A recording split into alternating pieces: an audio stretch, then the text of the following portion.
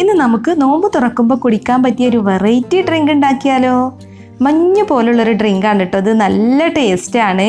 അപ്പോൾ നമ്മുടെ വീഡിയോയിലോട്ട് പോകുന്നതിന് മുമ്പ് നമ്മുടെ ഗിവ് അവേ കുറിച്ചൊന്ന് ഓർമ്മിപ്പിക്കുകയാണ്. അപ്പോൾ വീഡിയോയുടെ ലാസ്റ്റ് ഞാൻ അതിനെക്കുറിച്ച് വിശദമായിട്ട് പറയാം കേട്ടോ.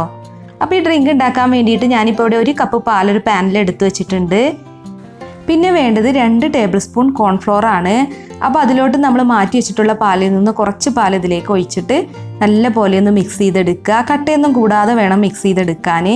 ഇതിപ്പോൾ ഞാനിവിടെ മിക്സ് ചെയ്തെടുത്തിട്ടുണ്ട്. ഇനി ഈ പാലിലേക്ക് ചേർത്തിട്ട് ഇത് നല്ല പോലെ ഒന്ന് വേവിച്ചെടുക്കണം. അപ്പോൾ നമ്മൾ ലോ ടു മീഡിയം ഫ്ലെയിമിലിട്ടാണ് കേട്ടോ അത് വേവിച്ചെടുക്കേണ്ടത്, അല്ലാന്നുണ്ടെങ്കിൽ അടി പിടിക്കും. അപ്പോൾ ഇതിപ്പോൾ നല്ല പോലെ തിക്കായിട്ടുണ്ട്, കോൺഫ്ലോറൊക്കെ നല്ല പോലെ വെന്തിട്ടുണ്ട്. ഇനി നമുക്ക് ഫ്ലെയിം ഓഫ് ചെയ്തിട്ട് ഇത് തണുക്കാൻ വേണ്ടിയിട്ട് മാറ്റി വെക്കാം.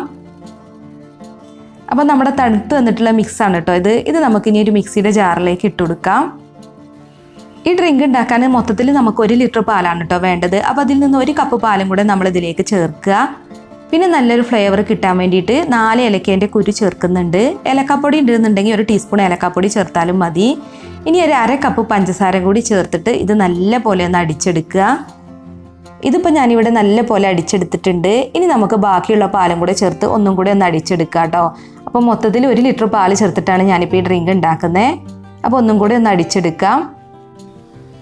അപ്പോൾ നല്ല പതഞ്ഞ് വരുന്നത് വരെ നമ്മൾ അടിച്ചെടുക്കണം കേട്ടോ. അപ്പോൾ നമ്മൾ ഐസ്ക്രീമൊക്കെ ചേർത്തൊരു ടേസ്റ്റ് ആയിരിക്കും ഈ ഡ്രിങ്കിന്.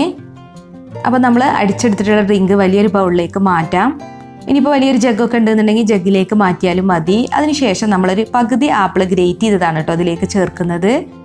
പിന്നെ 1 ടേബിൾ സ്പൂൺ കസ്കസ് കുറച്ച് വെള്ളത്തിൽ കുതിർത്ത് വെച്ചിട്ടുണ്ടായിരുന്നു. അപ്പോൾ അതും കൂടെ ഇതിലേക്ക് ചേർക്കാം.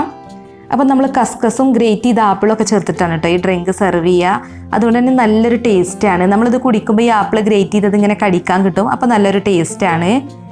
നമ്മൾ ഈ ഡ്രിങ്ക് നല്ല പോലെ തണുപ്പിച്ചിട്ട് വേണം കേട്ടോ സെർവ് ചെയ്യാൻ, എന്നാലേ നല്ല ടേസ്റ്റ് ഉണ്ടാവുള്ളൂ.